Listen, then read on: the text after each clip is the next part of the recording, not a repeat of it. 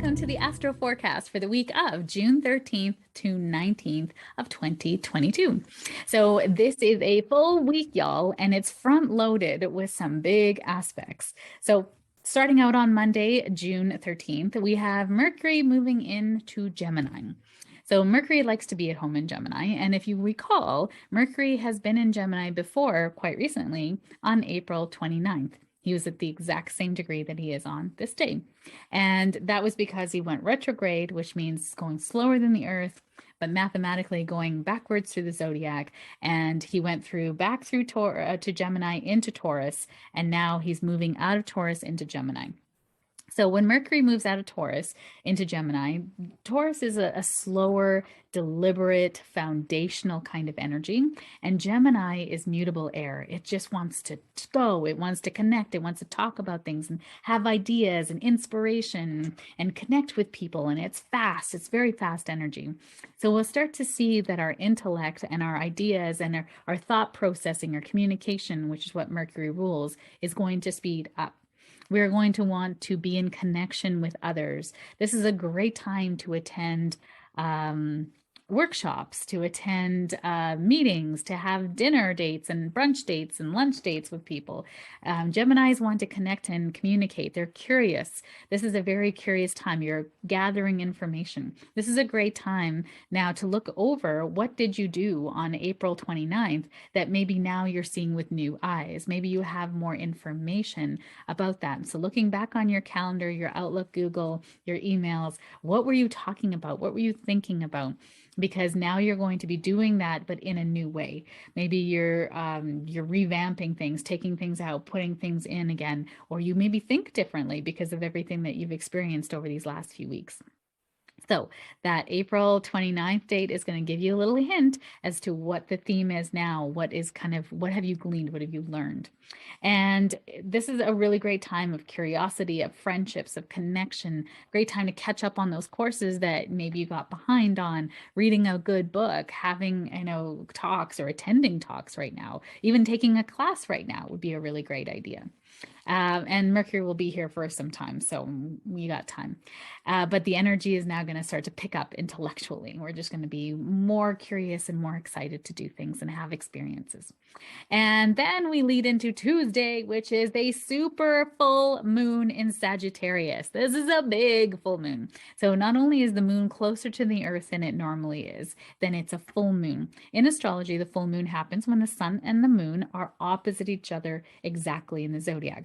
So the sun right now is in Gemini, and the opposite of Gemini is Sagittarius. So that's why we're having a full moon in Sagittarius.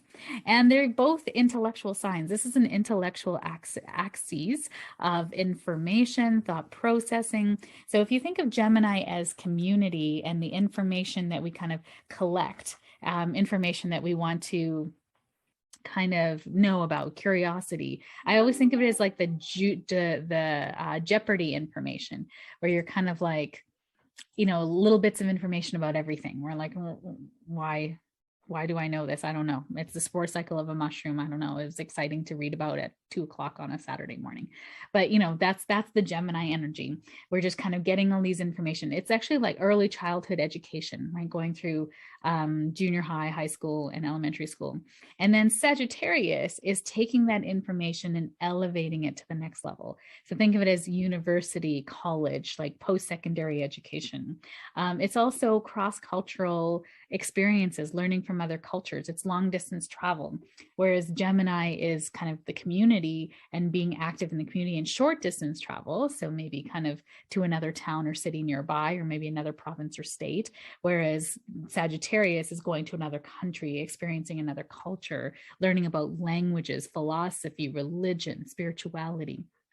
So it's kind of that like higher mindedness. And it's really fun. Sagittarius is a very fun and exuberant energy. Fire is about passion, motivation, desires, excitement to do things, right? Think of the fires that stoke your soul. So this big full moon in Sagittarius is ruled by Jupiter. And Jupiter is in Aries, which is another fire sign. So there's a lot of energy and vitality at this time to go and do something and be excited about it. And are you following that stoked fires of the soul, right? Sagittarius is kind of that inner knowing. It's sort of a sign of intuition as well, is that inner knowing. Are you following that inner knowing? And what's kind of a challenge at this time to this full moon, and really there's a couple of challenges, but the biggest one is there's a square to Neptune. So if you think about the sun and the moon, so the moon being in Sagittarius and the sun being in Gemini, and there's a square, so there's a kind of a 90-degree angle being made to both the planets, is Neptune. Neptune is in Pisces. So Neptune is about spirituality, higher mindedness, connected to Jesus, to God, philosophy, empathy, compassion. Neptune can also be deception, escapism. We're not dealing with ourselves. It's transcendence. Pisces is about transcendence, healing, therapy, the things that we hide behind the scenes, creativity, the things that come from our soul. There's very Pisces. You know, anyone who's Pisces, they're very creative, they're very flowy, they go with the way that their emotions are, they're very sensitive. And so this is adding a degree of sensitivity. So not only is it a full moon, meaning that our mind and our hearts, or our ego and our spirit, is kind of opposite each other. So we're feeling that dichotomy of kind of the two halves of us, but then we're having this interjection of this Neptune. And Neptune is adding this kind of like confusion. Are we following? I thought I was doing the thing. I don't know. I was following my intuition, but then it led down to this path. And I feel like, I feel stuck. I feel like this is actually asking you, are you following your soul? Are you listening to that inner wisdom? And if you have a roadblock, knowing that that roadblock might be right timing you, or maybe it's bringing up something that needs to be healed so you can get to the other side of the roadblock. Maybe the roadblock is self-imposed because you feel like, oh, I'm so overwhelmed, or I'm procrastinating, or why can't I do the thing? And I'm going to say to you, Neptune in Pisces is about healing. It's about therapy. It's about psychology. Why aren't you doing the thing? And I'm going to say the answer is because there is no safety in it. There's no safety. On the other side of it, there's something that represents non-safety, right? And I always like to use the example of the lottery, right? Who doesn't want to win the lottery? Who doesn't want more money?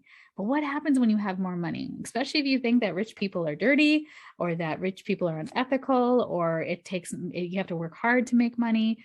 All of the beliefs around money, when you have money, now you become the thing that you were taught to hate. So what do? You get rid of the money because you don't want to be a bad person, or you're taught that, if you have money, you should do for everybody else and give it all away. So what happens is you end up having no money because you give it away, charities or people or whatever. And then you just back to having no money again. So really what happens is the stability is having no money. And when you have money, you want to get back to the stability, back to the status quo, which is having no money.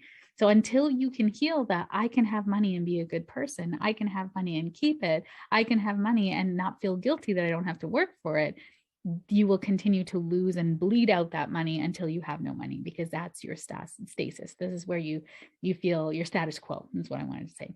So this is the opportunity of this moon, is what is it that you want? What is your desire? Where do you want to go to? What have you been learning about?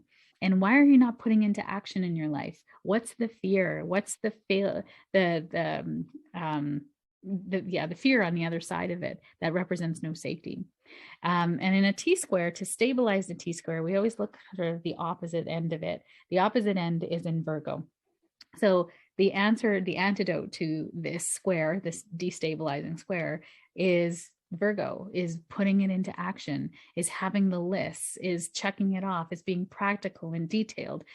Pisces is not like details, right? It just likes to I'm just going to follow my intuition and do the thing. But if you're not actually doing it, then you're not going anywhere. So there's that dichotomy of, are you putting into action what's in your intuition? Are you following those parts of you that are saying this is the direction? And if you're getting stuck, this full moon is going to light the fires to get that block unstuck, right?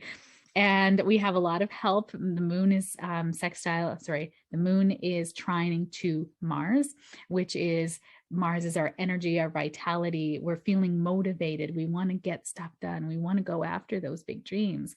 But there is a square to Saturn between Mercury and Venus are both squaring Saturn. So this is about, are we taking responsibility for the way that we're spending our money? Are we taking responsibility for the things that we are thinking about and the ways that we are distracting ourselves from the true mission, right? How are you distracting yourself from the true mission? I know this is like such a light full moon, right? It's not. It's a tough one. So where are you holding yourself back because you feel like you're not safe? And I know we don't think of it in terms of safety. We just like, oh, I feel overwhelmed. Oh, I'm procrastinating. Oh, I just don't have enough time, money, energy, fill in the blanks. And really that's all about distracting from, because there's something that doesn't feel safe in it. So sitting with that, how can I make myself feel safe?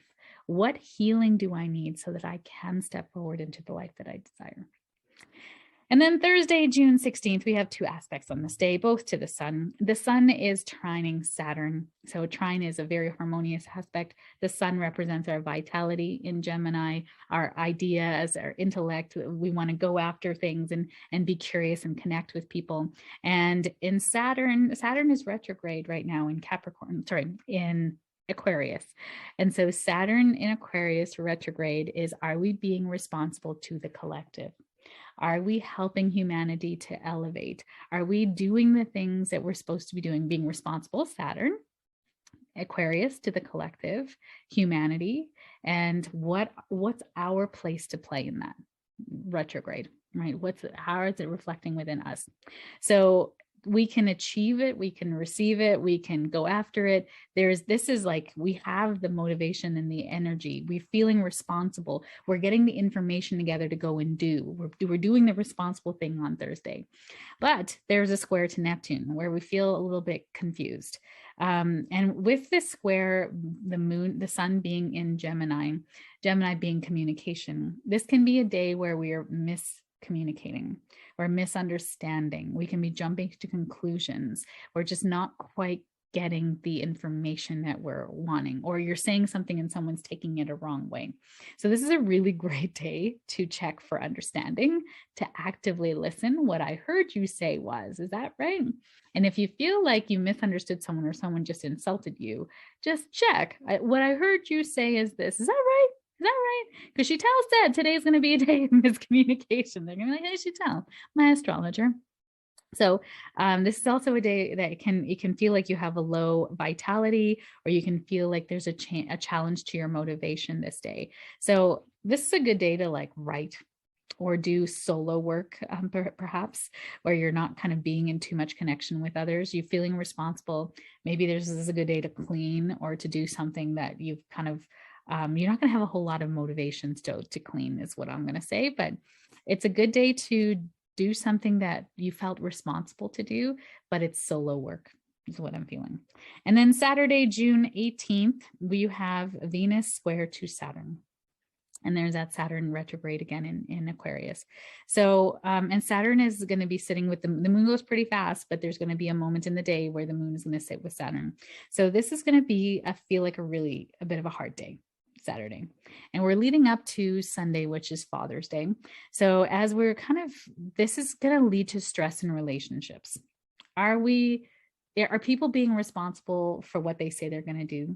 Or maybe we're holding people responsible because we feel like we're inadequate, or they didn't show up for us because we really wanted them to. So this can bleed into that whole Father's Day theme. And I do understand that Father's Day can be very heavy and loaded for people with fathers who are either absent, who are in spirit, who maybe you have different kind of father figure roles in your life, or maybe you had a father that was abusive or didn't show up for you. I mean, all the things, right? I just want to hold space for all the grief and all the trauma that comes up around days like these that have themes like Mother's Day and Father's Day. And what's coming up for these 2 days is a lot of sensitivity and a lot of like, who didn't take responsibility. And because it's Saturn's retrograde, there's a really wonderful opportunity for healing that, of what do we need to give ourselves now so that we feel loved, safe, acknowledged, all the things that you didn't get before.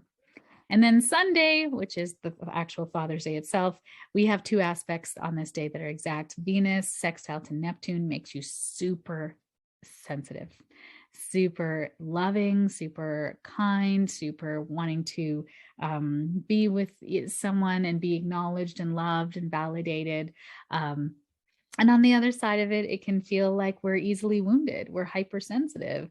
We can feel like our relationships aren't giving to us what we want. We want more sympathy and empathy, and maybe we're not getting that. And this can be a really wonderful thing for relationships. So significant others, this is a very sensitive, very sensual, this is great to enjoy new experiences and have spiritual experiences. This is great for loving, caring sexual experiences as well. But there's another aspect on this day that's making things a little tough on this day. And this is the sun, which is in Gemini, is in conjunct to Pluto retrograde. So an in conjunct is a 150-degree angle, and it means there's a need for adjustment. There's a need for the way there's a compromise needed between these two planets. So the sun being our vitality and how we feel about ourselves, our egoic self, and Pluto is about death, rebirth, and transformation. It's about intensity, obsession, where we need the most help. It's where we're deep digging to the depths of who we are and bringing those bones out to be seen, to be held into the light and released out into the universe. So this is actually asking us to heal and introspect, go deeper into the wounds of who we are, especially in our relationships with the patriarchy, father figures, authority, government, restriction, all of those things is going to come up. And how do we feel maybe restricted by those things? What can we learn in conjunct? Where's the adjustment that needs to be made between who we feel we are and how we live within a society that has these rules? So information and power, what do you feel? Where do you feel you don't have any power? A turning point, a mini crisis, or a threat, you can feel very triggered on this day. So coupled with that sensitivity of Venus sextile to Neptune, we can feel very sensitive and triggered on this day, especially as it relates to powerful authority figures in our life and dads. So if you're seeing your dad, you're going for brunch, just bring a healthy dose of patience, of kindness, of empathy for yourself, and maybe doing the healing work. Having deeper conversations might not be the best day to do that today, because it might not be heard properly. It might not be taken properly, because there's still that sun square to Neptune, misunderstandings kind of still in play. So we're still having that not being heard, not being seen. So will we heal anything on this day? Possibly, but it will be introspective healing. It'll be journal feelings. It might be talking to a good and trusted friend about it kind of feelings day, versus trying to hash it out with your dad or your father figures in your life. So I hope that helps you navigate the energy of this week. There's some volatility here for sure. And there's lots of wonderful opportunities here for growth and caring and kindness. So wishing you so much patience, love, empathy, and compassion this week. Have a wonderful week. Bye.